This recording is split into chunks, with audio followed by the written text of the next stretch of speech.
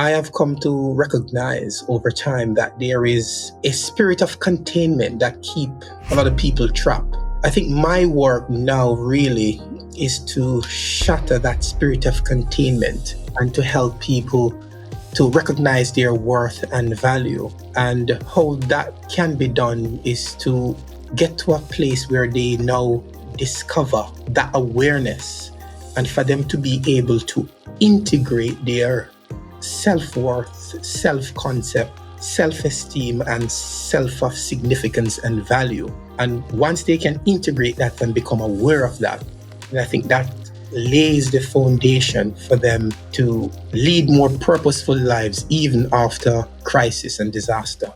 I'm Art Blanchford, and this is Life in Transition. Welcome back to the Life in Transition podcast. I'm very excited today to have with us Leroy Roberts. Leroy helps others overcome obstacles and find their true worth. And I'm really excited, Leroy, to have you here on the podcast with us today. Most welcome.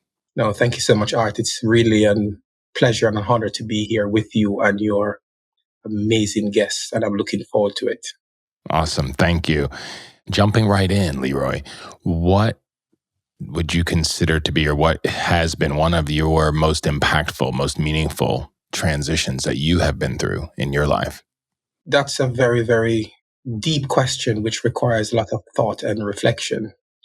And I think the most meaningful and one of the deepest transition that I've experienced is getting to that place where I recognize my true worth and value and the contribution that I know I can make in my own immediate surrounding and beyond.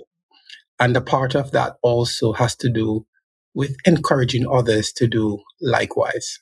That is a huge transition to really understand your worth. For me to understand my worth, I didn't have it at your age, I can tell you, for sure. So I'm curious, what brought you to that understanding? How did you come to realize your true worth? Because I think that's something that's I'm still in the progress of, and it's really beautiful to know. And I'm curious, what brought you to that? What led you to that? What transition did you go through that where you started to understand your true worth, Leroy?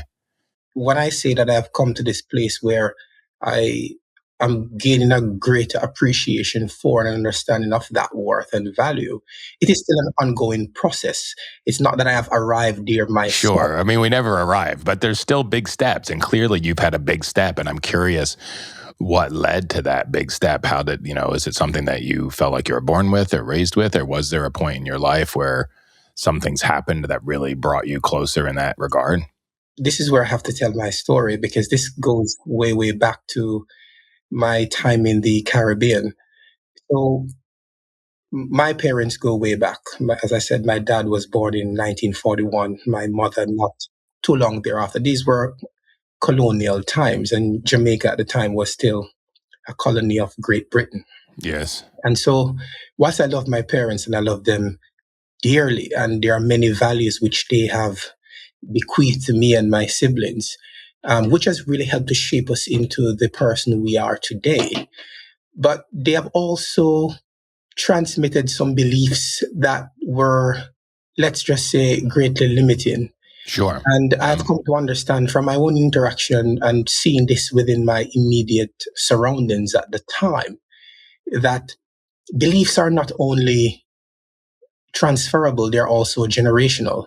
Now, it's all well and good if those beliefs serves you well, but if they don't, then you have to break ties. And I had to do so quite ruthlessly. And that was a painful process, but in the end, I did. And which bring us to the point now of the why and how did that transition happen? And that takes me way, way back to age 13. Growing up in the rural countryside in Jamaica, in a town called Grey Ground, where I was surrounded by people who had not broken out of the sea of sameness, so to speak. Mm-hmm. Right. So there are a lot of people that were stuck in the same paradigm that they'd been raised with, that their parents had been raised with, maybe their grandparents, and being surrounded by all of that, it's easy to just take that on and think that's all that there is. Correct. It was a vice-like grip of conformity, and that's what the environment was like. And like I said, when I made that decision at age 13 that I want to go to high school, that might seem like a simple thing, but at that time, there was no one in my family that has ever done that. So that was a bold move Wow. to be And able in to. your community, was it also not normal for It boys was to go not to high normal. school? There were a few that were able to break out, but those you did not identify with them because you would consider them to be in a different class, so to speak. Okay. And that is a whole nother subject for a whole Sure. nother time because the But society at the in the time, village where you lived, it's in this, very it was called Gray Ground. Is that what it was called? correct. So in this gray ground, in the class that you were, working class or poor class, Correct. people didn't go to high school. At least boys did not go to high school. Most people didn't. And for me in my family, I was the very first to be able to do that. And that was quite a struggle. And what drove you? Like, what was that spark inside you, Leroy, that said, I need to go to high school? Like, how did you come to that understanding? I was being offered a different future because my mother was a vendor. Of course, they work in the marketplace. And it Okay. was my duty as well as my siblings to go around and we would assist her with the sale of these produce on a weekly basis. And I could see very clearly well that a, a future life was being painted and shaped out for me that just did not sit well with me at the time. And I wanted an alternative because deep down within me, of course, at that time, I didn't know what it was, but I knew that I was destined for more and I felt contained. And that was the push really to break out. And I recognized from then that there's a lot much more to my life. So you had this understanding. You could see from working with your mom that if you continue on this path, her life is your life. Correct. And you were, forced into this life that you realize you did not want to have, and that you need to do something different. It was severely limiting. And you could tell because I could see my end from that very time because you were being compared to what you could be like. And I'm saying, in my mind at the time, is that it? Surely there got to be much more to life than this. Interesting. So there were people that had a vision for your life that was much less than what you thought Of course. was possible, and you were willing to, which is really, it's actually quite courageous. You were willing to break out of the bonds of community, which community is super valuable, but it also can be super limiting, right? In order for you to live a fuller life. You're perfectly right. And of course, I was mocked. I was ridiculed for wanting to do so. How dare you create waves and break away from the norm? And I think some would go as far as to say, get back in your box and know your place. But there was something much, much more powerful deep down that was driving me for more. Whilst it was not extremely clear what that entailed, but at least I knew that where I was at the time was not where I needed was to be in order to live this type of life that I was sensing much, much on a deeper level. Yeah, so it's interesting. So you had probably people that were quite close to you, telling you to be in your place, accept the life the way that it was. And these are probably the people that had the most influence on you at that point in your life. And yet you had something so strong inside you that knew that there was something more for you without knowing what it was. And I think that's a good distinction, because a lot of people maybe think they have to figure out what it is before they can move toward it. But actually, you can follow this energy, this feeling, this uprising in you without knowing exactly where it's taking you. You're perfectly right. And one other thing too, whenever you are in a situation or circumstance like that, where the people that are painting for you this life, because they are so close to you, it is very, very difficult to not take on board their advice, Of because course. it can be seen as rejection, it can be seen as being disrespectful or defiance. But for me to have accepted that, I would have pretty much be sealing my fate. Right. And I could have already seen the type of life that was being offered, and that didn't rest well with me at all. Now, the good thing is, many, many years after, I persisted down an unusual path. For example, considering that it has never been done before, In I your never family. had Yeah. any immediate examples to say, oh, you can follow Tommy, or there is Brad over, he's doing that. These are not Jamaican names, obviously, but yeah, it was really tough, but I'm happy I did it. And I would have had the wonderful opportunity to sit down many, many years after to hear people congratulate me for having um, been quite recalcitrant to stick to that path and to persist down that way. And having done so, I have basically set an example for others to follow, to let them know that, guess what? It's possible. You can either Right. accept, and this is the key principle, you can accept what people put on you, or you can be yourself. And I would say go for the latter. Yeah, absolutely. So when you were making that choice at 13, I mean, this is also quite a tumultuous age without having to make these huge life decisions. Were you, were you driven more by the fear of what life was going to look like in the future, or were you pulled by the courage to do something different? And what gave you the power to overcome these very strong community and family bonds that were pulling you in a different direction?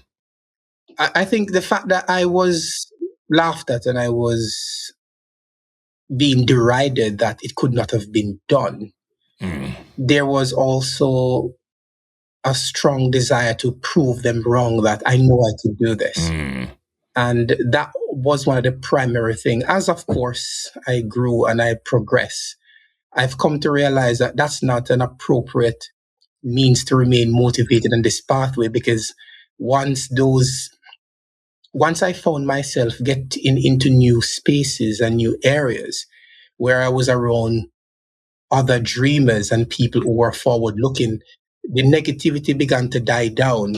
And I had to right, recognize that I could not rely on negativity to motivate me. I needed right. to know how to collaborate with people who will praise me and who will support me along the way. And that required a mental shift.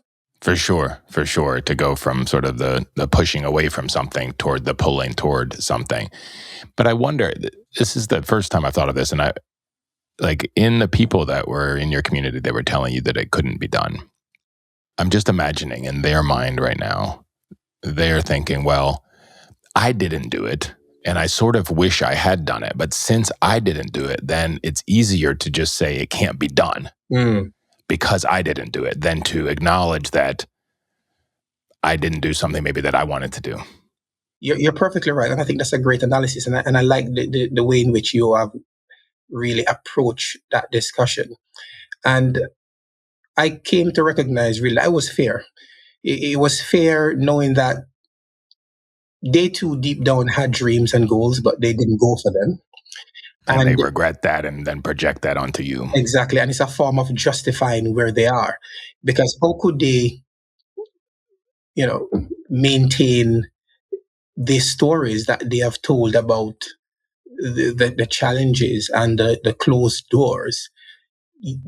That narrative no longer fit, and it will no longer pass the common sense test, because here it is, somebody who have been Who widely didn't. rejected as not going to make it has actually made it, and Right. quite at a very young age. So it Yeah, really no, put it's them in a very interesting. vulnerable position whereby they had to find some means of covering for themselves.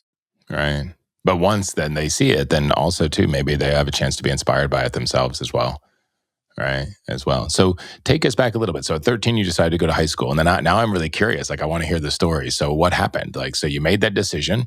What happened in your family relationships? What happened in your, let's say, professional development? as a student and going farther, to take us down the road a little bit from 13 until where we are now. Yeah, so 13 was a very interesting time. Once I decided to go down that pathway and I passed the exam, people were very, very much proud, even though they did not openly acknowledge or celebrate the achievement with me, but they, let's just say, sang my praises in my absence. Mm. So when you were gone to high school, then they talked good about Yeah, you. oh, yeah, my son or my cousin or my neighbor, that type of thing. So that those bells were coming out. But I really needed that to have been said to me personally, because it really does mean a lot to hear it personally from others. But I got it secondhand, which it counted for something as well.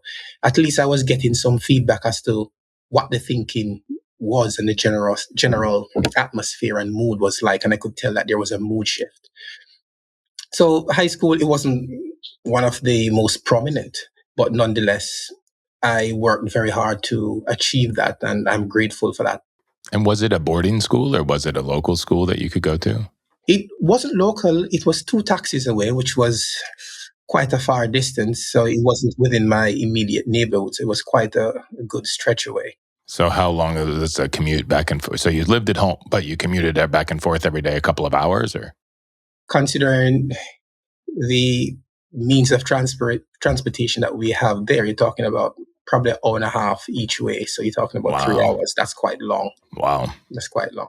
And then the funny thing is, where the high school was located, it was in a more rural town. So it's almost like I was being taken back 50 years into the past. Interesting. Because I had one high school teacher just talking about where the school was located at the time, because the other students who came from the nearby villages were even further removed from the amenities that was around the high school and in that little town. And I can remember him making the statement at the time. He said, "This is the only form of civilization miles from here." And I remember those words to this day. Wow. Wow. So you started that high school when you were 13. Correct. And where did that lead you to? What was next? 5 years went by quite quickly, and the high school had some challenges, and you could have predicted that based on some of the backstory I was given. Not many of the subjects were offered. Sure. And as a result, we never really had much of the trained staff that you would expect. So that presented some challenges and limitation, but I think I did fairly well. Coming out, never had all the subjects I needed to go beyond high school. And so it was my duty now to make up for the gap. And one would think that, all right, fine, you've been to high school, you have achieved so much. I guess you could stop here because you achieved that. But I still wanted more because I was opened up to more possibilities. And that led me on to a further quest where I saw that going to uni was definitely one of the things that I wanted was to achieve. So I had to use that window period from high school to make up for what was lacking to meet all the matriculation requirements to make it in, which I managed to do within a 2-year period. And I was able. And did you do that on your own, or did you? I did that on my own. And just to put things into perspective, what I paid for 1 year of evening school whilst I was working, because once I left high school, I went straight into work. Right. And I did night classes for that 2-year period. What I paid for 1 year of night classes was equivalent to almost 5 years of high school. So that was exorbitant. And that was all on me. And I decided to fund that entirely. So you were working, basically living on nothing and paying your education with what you were making from working. And to make matters worse, you didn't even get the pay sometimes when you work. So that's another story.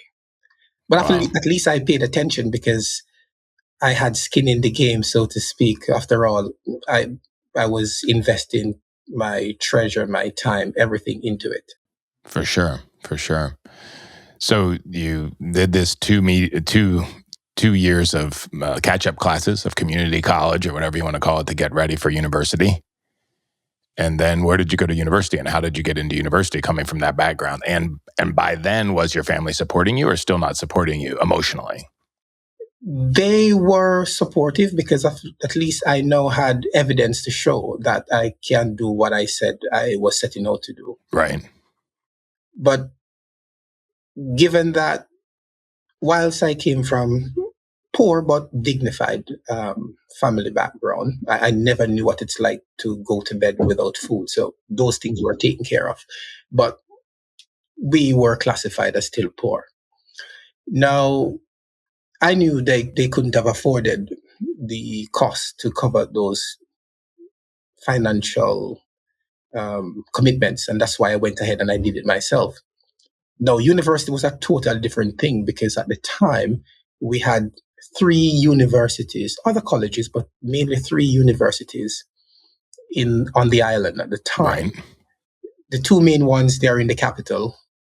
Now, what is the likelihood of me going to the capital and to be paying for room and board and tuition? That's very unlikely. So luckily for me, the town that I was in, the main town, had the only university in the midsection of the country. But also that presented some challenges. It was one of the most expensive. And so whilst it was much closer to me and I never had to worry about accommodation, you're talking about twice the amount For tuition. For tuition. And so that presented its own challenges. But thankfully, I was able to matriculate there and I was able to complete my program there within roughly 3.5 years because I decided I couldn't stay here for 4 years. This is too much. Right, right. And of course, throughout all this time, I worked and studied throughout the entire period. So I do not know what it's like to have ever been out of work from I've left high school. Plus, I worked alongside my mother in their business before high school, so I've always been involved. This episode of the Life in Transition podcast is brought to you by Midlife Transition Mastery. If you have reached midlife and you are successful, you have checked all the boxes, you've done everything you thought you should do, and especially pleasing everybody else, doing what you think everyone else needs you to do, but you still feel like something's missing, like you're coming up empty, feeling alone, feeling misguided or lost. Midlife Transition Mastery Explorer community is for you. Here we will build authentic community. We will learn about the 8 steps to mastering midlife transition, and we will learn and execute living life with no regrets in our second half. Please check out the community on lifeintransition.online/MLTM, Midlife Transition Mastery. And I look forward to seeing you around the fire in this community. So then what happened when you graduated from university? So you've made it, much farther, and no one's even been to high school in your family. Now you've graduated from, the interim college plus university. And where did that take you? And then from uni, I decided to go into law enforcement. And you might ask, why? Why did I do that? Because during my time whilst I was studying at uni, the main job I was doing, I worked alongside the campus safety department, where I got involved in the whole loss prevention, risk management type of thing. This was a good university. Combined, I think their student population at the time was close to 4,500. So it was quite big across pretty all good size. campuses. Yeah. And we had student population represented from over 35 different countries, which was quite massive. Oh, wow. Wow. So one thing that did for me, it gave me exposure, and I was able to interact a lot with these international students and just to get a feel for what their culture was like. So of course, becoming, culturally aware was one of the key Right. things. And because I was not only there as a student, but also as a worker as well. And Right. part of my role was to ensure that these students, especially the ones coming from other countries, they were felt, they were being properly looked after. And we were creating an environment that will ensure that they have a really good university experience during their time living and studying in the country. So while you were still living at home, you had windows brought to you from 35 countries of the world into your life. So you got a very global perspective, even though you're still living at home in a small town where you have been raised. That's correct. And one other thing that did for me was it really made me become far much more curious. And I was no longer thinking of, once I'm through here, I need a job. I was thinking, well, the world is a massive place. And here I am on a tiny island of just over 2.8 million people. And we have far much more people living in the diaspora than that live on the island. Clearly, I must travel some days and see what life is like, and also just to get a chance to experience other people, other cultures, and other way of thinking. That would be something great to do. After all, I'm getting a taste of what this is like, albeit a small scale version of that on campus. So that created a natural next step for me, and I ventured straight into law enforcement because of my expertise and experience working with campus safety. And was that law enforcement still in Jamaica, or was that it? was in Jamaica at the time, yes. Okay. And but you're not in Jamaica today. No, I'm not. So take us to the next step. So from there, you started in law enforcement in Jamaica, and then what was the next step? What door opened to you next, or what window did you climb through? So I worked during law enforcement. Of course, this now moved from, broad my experience from a tiny campus. Now I was working in a parish at the time, which had a population of over 230,000 people. Okay. So now we're a pretty big metro area. Very, very big. And there was a lot to respond to. And I became more aware of the challenges that the country was facing, particularly when it comes to areas of crime, other issues, various disputes and conflicts, and just how to deal with that. And these were many of the things that I had to address at the time. So I became increasingly concerned about the quality of life that was being experienced by just ordinary Jamaicans and ordinary people. And of course, they are disproportionately affected by the crime. And it then led me to think about, how can I be of greater service to these people?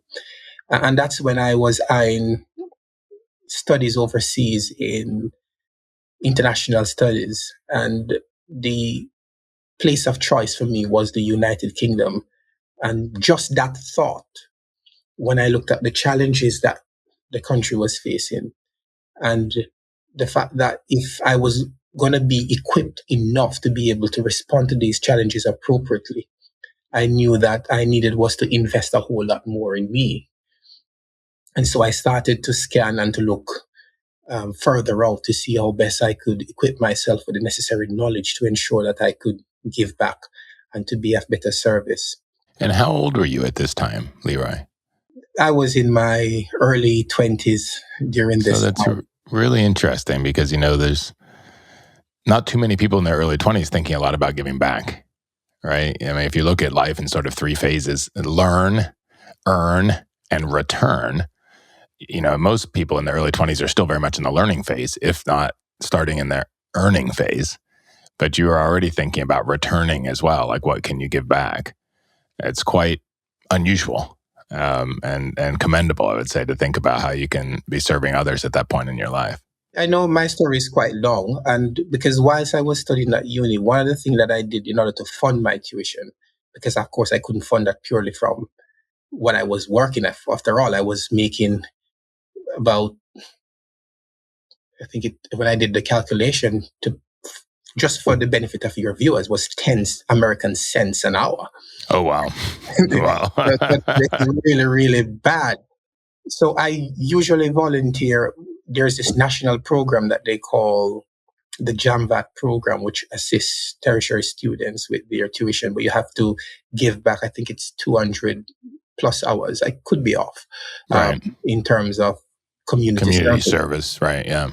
And I had chosen to work in the area of, I would say, social care. Particularly, my interest was given back to that segment of society that was, let's just say, socially challenged. And that's one of the issue, again, when it comes to matters of mental health, there is still so much stigma that surrounds that. And I was able to work in these spaces. And I think probably that's where I might have caught the bug from. And just that the empathetic listening and just to be there to support people within that space. And that is something that has never left me. And just hearing the incredible stories and the challenges that these people faced, that made me recognize how fortunate I was. And just that one slight injury or misfortune could put me in a position that is so similar, and I could be totally abandoned by family, because that was the case for so many in that place. So I think that too helped to create within me that desire to give back, and that strong commitment for service was always there. So then you got into additional education over in UK? So that was the plan, because this was going to be entirely self-funded now. Right. And I had to come up with creative and innovative ways as to how am I going to be able to fund this. And it was during that time I came across an advert that the British Army at the time, they were recruiting from the Commonwealth. And I said, okay. Here's a way to fund the university. There is an opportunity for me to, I had already been accepted by a university to do a master's program in London. So I already had that. I just needed was to find the funding to do that. And so I signed up and I came over. Now, let me say this. This was the most expensive job interview I've ever done in my entire life. Now, here it is that I'm leaving from Jamaica, tiny island in the Caribbean, poorly paid. The economy is not the best. And I'm coming to the UK. I've been training for months to prepare for a selection exercise. Now I had to fund my entire way to get to the selection. And I have to be responsible for my own accommodation, feeding, everything. Right. The entire time. And at the time, probably quite a strong pound as well. And quite a strong pound. No, just to find the money to cover the flight alone, you're talking about many months' salary. Wow. Gross salary, not even the net. Right. And yeah, I was able to come and make that bold decision, and of course, to win family over and to be able to get to that decision center. Did the exam, passed everything, and that opened up a whole different chapter and life from there onwards. So you joined the military? I joined the military, the Army to be exact, and the Corps of Royal Engineers to be more specific. And then also completed your master's at that time? So that presented a bit of a challenge, because as you could tell by the initiative to recruit from the Commonwealth, they were down on the numbers. And so at the time I got in, and this was the same for most of my colleagues as well, one member of the service was doing 3-4 other people's job, because we're talking about an army that went from hundreds of thousands. And at the time when I joined, they were way below 100,000. So the strain was really there. So that made it extremely difficult for me to study because I was away for the most part at the time. So that posed some significant challenge. And then also, whilst there were some other study program which were available at the time, you had to do something that would directly benefit your present work. Military engagement, right? Yeah, okay. And this was not something that really aligned with my overall initial interest to pursue that initial route. And plus, one other thing that I didn't get a chance to do, because if I was doing something that was more closely aligned with that, then that would make those skills directly transferable. Then I could see how I could make that fit. So that took me in a totally different path. So here I was being tripartite trained as a soldier, obviously, as an engineer, and as a engineering logistician in 3 areas. So that shifted my focus quite a bit, and that pretty much painted the picture for the rest of my military career, which saw me traveling to different continents, working with different people, and of course. So then you got to see the world that you were curious about, all Exactly these so. 35 countries that came to your island, but then you got to go out and see. How many countries did you visit in the military? Quite a lot across different continents. And just to be able to meet face to face places that probably on my own I would not have gone to. Right. And to be able to see that and to be able to mix with the local. And that's when I recognized that the life I had whilst growing up, it was not unique only to me, because I have been to places, and I'm talking about developed part of the world, especially when you look at Eastern Europe, you would consider to be quite developed. And I mean, in some instances and places, the living condition is worse than what I experienced whilst growing up. And then I recognize that there is a general challenge that most people face. And if you really take the time to really get to know people and to hear their story, you recognize that there It's not seems so to be a different. common thread that runs through most people's lives, and the challenges are quite common.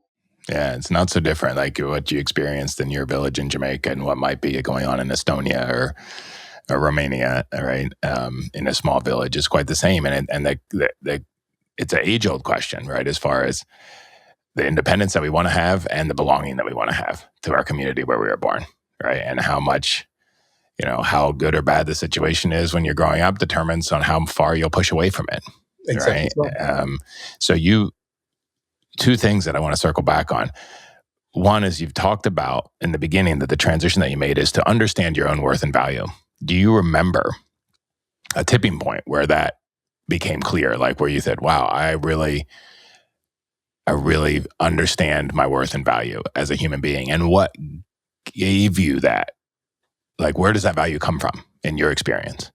So much early on, I think that there was that belief and conviction that I was of value to the world and I had something to give. Mm-hmm. But as I progressed through life and I've had many different experiences, I think once I got into the uniform service, particularly the police and then definitely the military, Right. the very thing that I was trying to escape all my life, that's exactly what I found myself in. And it can be very rigid, very Yeah, so regimented. that's that. Okay, I just want to clarify. That's what you're trying to escape is this rigid Exactly. expectations and following the rules and so forth. And now you find yourself in that. And again, in a position where you are not naturally aligned to a role that allow you to flourish and to use your natural skills and abilities. And so that can be quite frustrating because, of course, the needs of the service, of course, they will say come first. But I think more work can be done to ensure that people are rightly aligned with their skills and their passion so that it can be a better fit. Right. So that presents some additional challenges. Of course, whilst I did my very best to excel in these areas, And I did perform, I would say, quite well in these areas. But at the same time, that old feeling from 13 was coming back to me. And that was, Right. this is just not it. There is much more to this. And once it came to the point where my military career actually came to an end, and it came to an end, sadly, by a work-related injury, which pretty much bring that to a close. It brought me to that place where I had to think now deeply. What is going to be my next step? And here I was, having had this wonderful opportunity to see a lot of wonderful places, to work with a lot of great people, and to be a part of a wonderful community where I've made friends for life. Right. And now I am at this place now where I'm seeing my peers move beyond me, and I've been stuck, not because I want to be, but because of a change in circumstance. And then some of the experiences that I would have seen from my time working with people who were trapped due to some of these life challenges, I have now found myself in a similar position. And then the question was, what's next? What's going to be the next step for me? And how do I now navigate this transition from service and to lead a more fulfilling and successful life thereafter? And I think that's where most of the searching and the pondering and the thinking came about, because in a sense, you are being released because you no longer fit the requirement. This episode of the Life in Transition podcast is brought to you by Transition Mastery Coaching. If you have made it to midlife and you're successful and you are going through transitions in your life, in your business, in your career, or in your organization, and you are looking to master those transitions, to make the most of them, to accelerate into the next phase of your organization or your life. If you're facing challenges in your business, challenges in your relationship, challenges in your health, and you really want to transition those quickly, I'm here to guide you for that. And I look forward to working with you. And you can sign up for either Pinnacle Transition Coaching or Summit. Please go to lifeintransition.online/MLTM and scroll to see the Summit and Pinnacle coaching, or reach out to me directly on my email, art@artblanchford.com. And I look forward to connecting with you and helping you to accelerate your transitions to achieve what it is that you want to achieve in the second half in your organization and in your life, so you can live your whole life with no regrets. So you had an injury so you're going to be honorably discharged, we would say in the U.S., Honorable. but for injury, right? Honorable. Yeah. And it's good to mention that. But as good as they can put that, and as much of a softer landing it can be with the right words, and saying that as nice as you have just put it, and they did the very same. But it's very difficult not to be able to see a sense of you moving from a place where you were in high demand to you no longer being needed. And what I find rather funny to me was the injury being physically a physical thing. But I'm saying, what about my experience? What about the knowledge and the expertise I have, and I know I can still contribute? But that's not what they wanted. They wanted somebody who can be able to perform on a physical level. Right. And then it asked me, it led me to ask the question now, at the stage I'm at now, and with most people, as the clock ticks on, you're naturally in a state of decline anyways. Yes, physical decline for sure. So whether or not it was this injury or something else, this time would come. Yes. So I have the benefit now with the insight to reinterpret what had happened, to say, hey, I get a chance to experience at this stage what most people experience in the next 15 or 20 or 30 years. Right. So Right. use that positively and use that to your advantage. And I think that's where I recognize now I need to make the pivot. And what that meant was I had to reinterpret my experience, found out what exactly I can do to leverage my experience and the opportunities I would have had to build up so much knowledge and insight from all that wonderful time and the exposure that I was given with those many opportunities. And just to use that, channel that down a particular path where I can solve a problem and meet a need. And I think that's where the new me was reborn. And what was that rebirth? What has come through that? So the rebirth was this, and this comes from my almost 2 decades in the work world. I have come to recognize over time that there is a spirit of containment that keep a lot of people trapped. Mm-hmm. And I think my work now really is to shatter that spirit of containment Mm-hmm. and to help people to recognize their worth and value.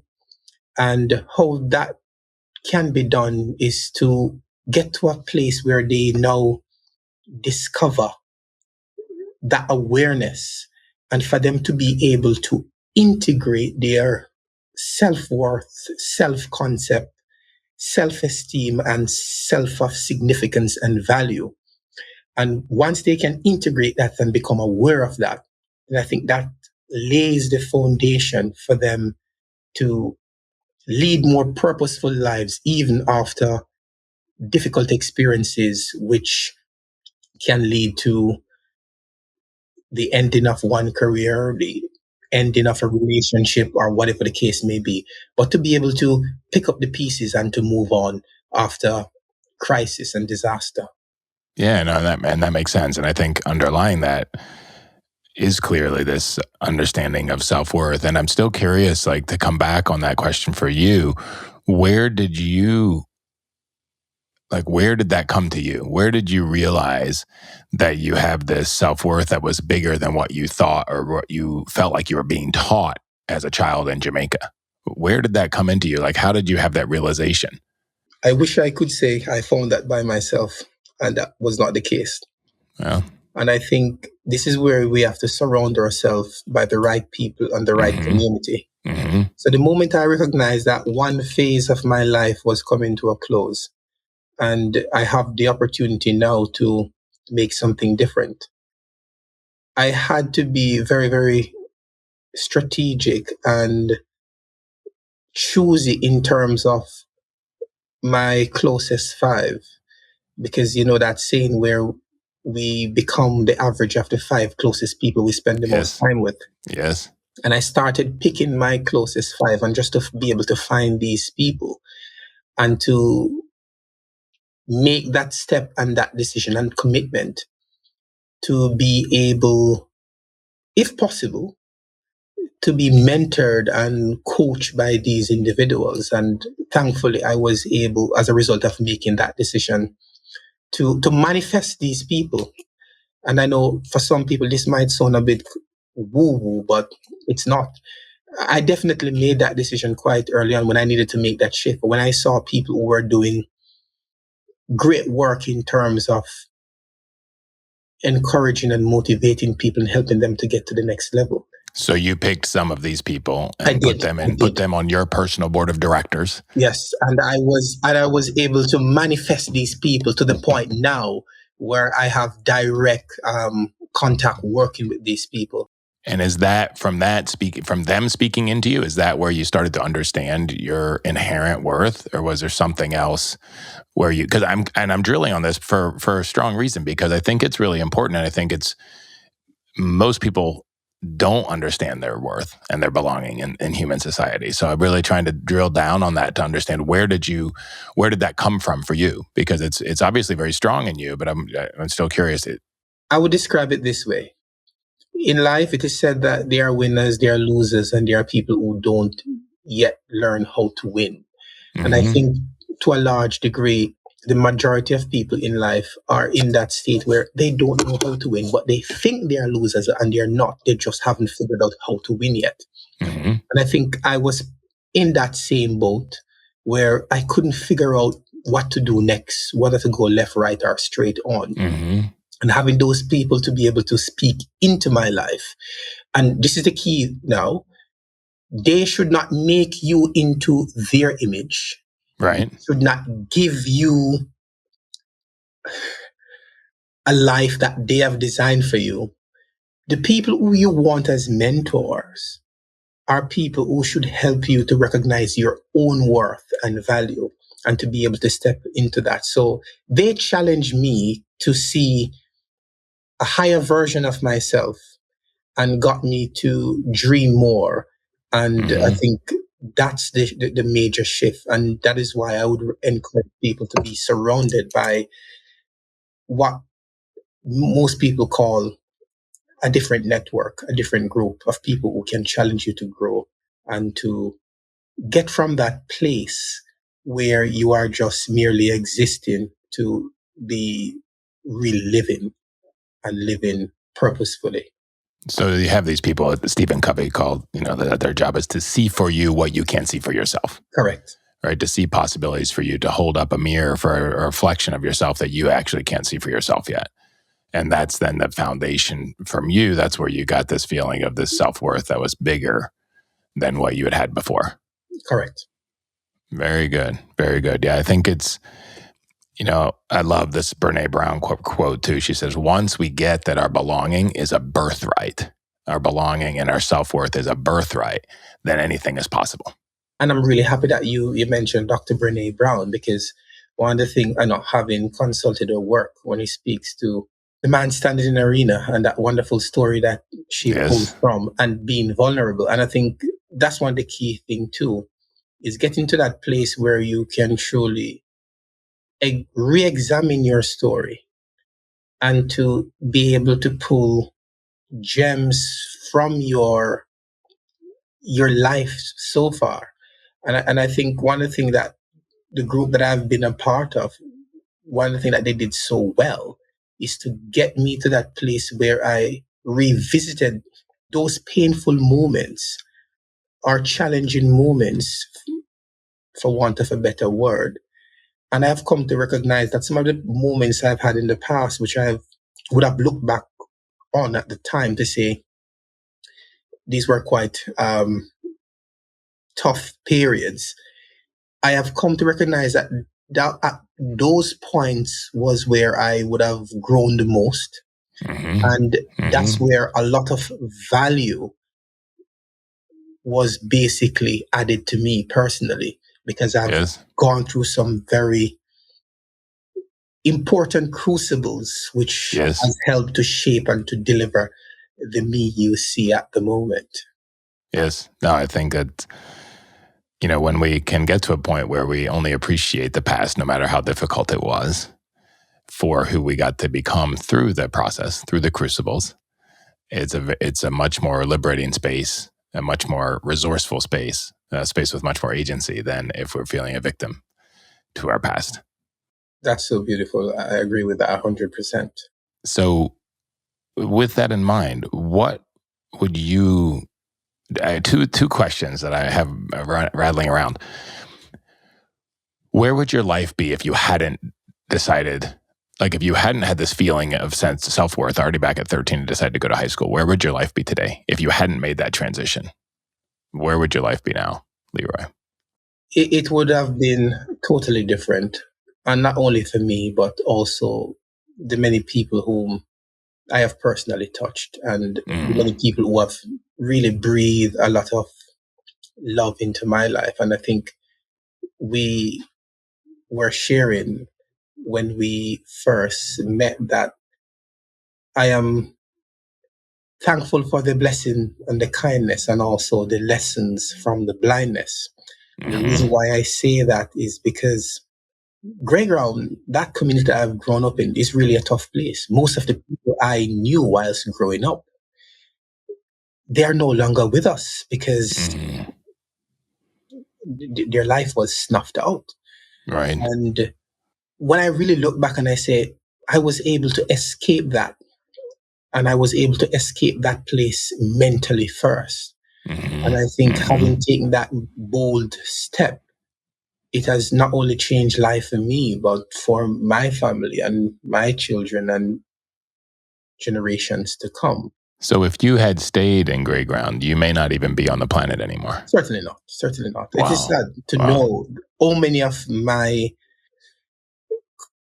what you call it, contemporaries or that people I grew up with. Yeah, that you grew They're up no with. longer here. And I'm not just saying that because I want to sound cool, but that's an actual fact. Right. And many of them, they were cut down in the prime of their youth, which is very, very tragic.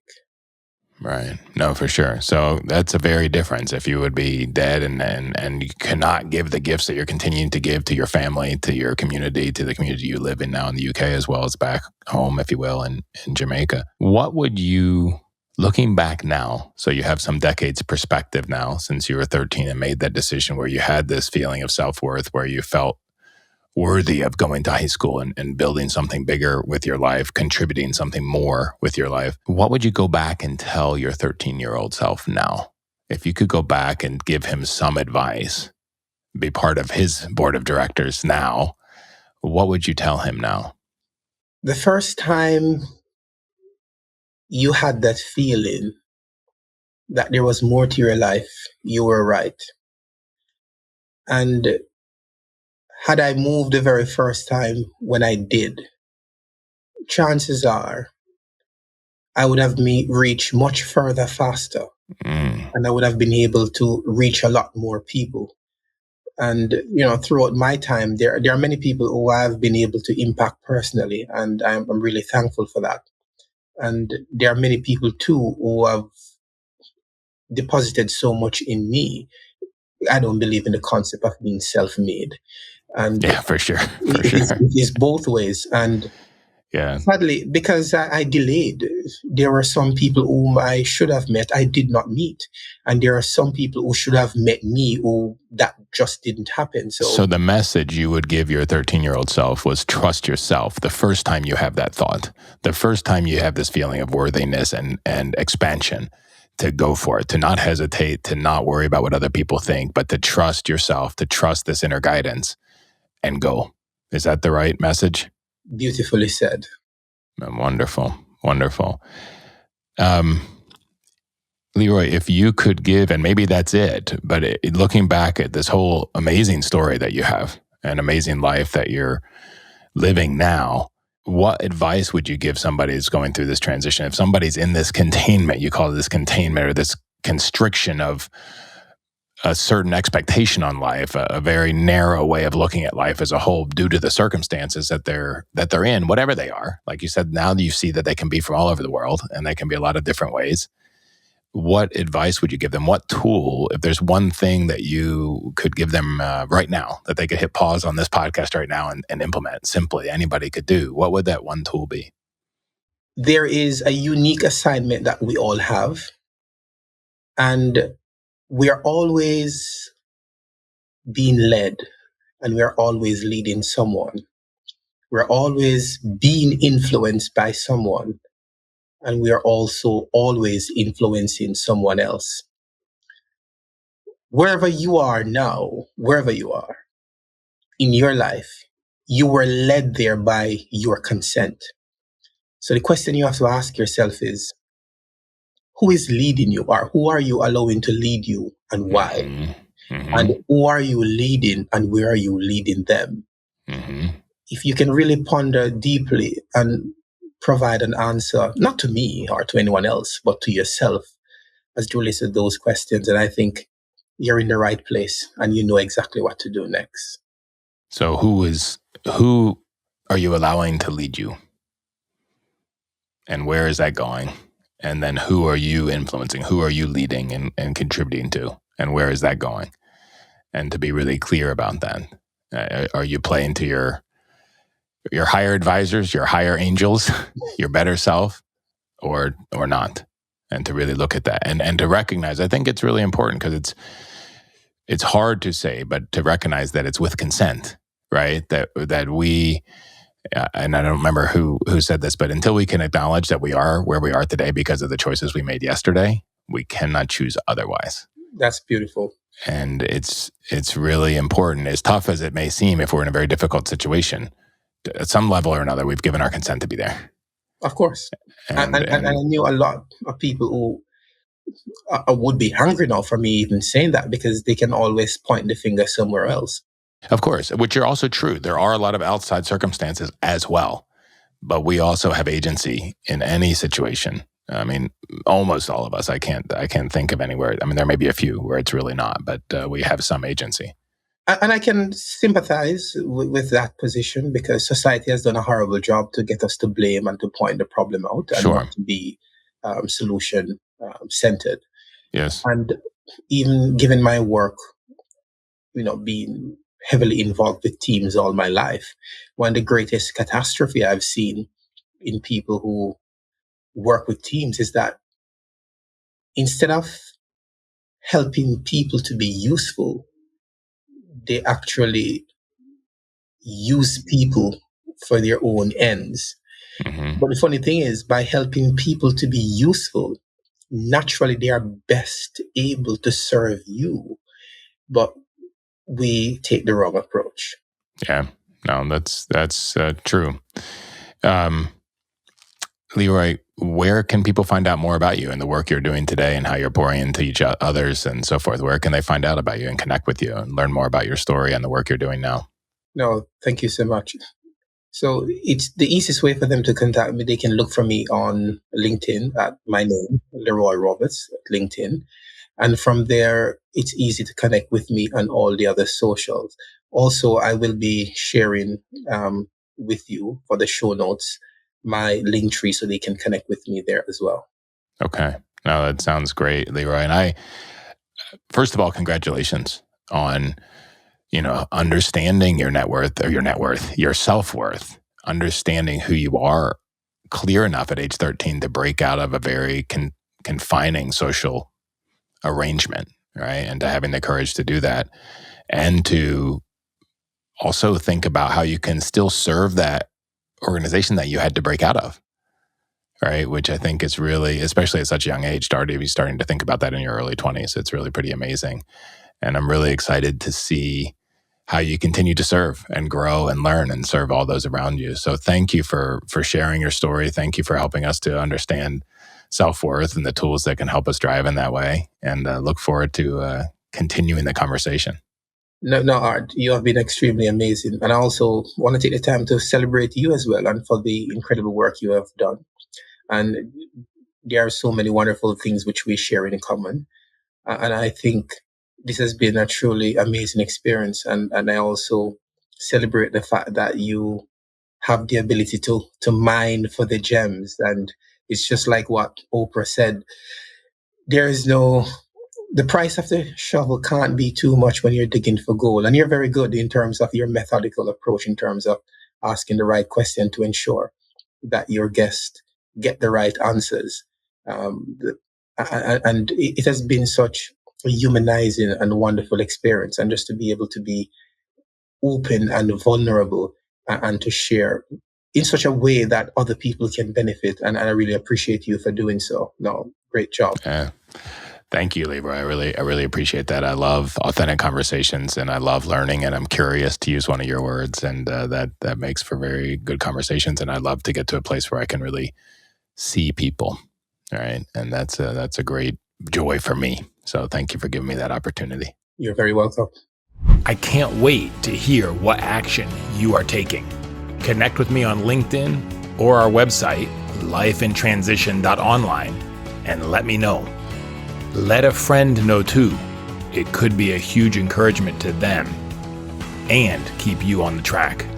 Thank you so much for joining me today. Make sure you subscribe wherever you listen to podcasts, and it would mean a lot to me if you left a review and shared this episode with a friend. If you want to learn more about me and what I do when I'm not podcasting, please visit me at artblanchford.com. Thank you for listening. Together, let's make the most of life in transition.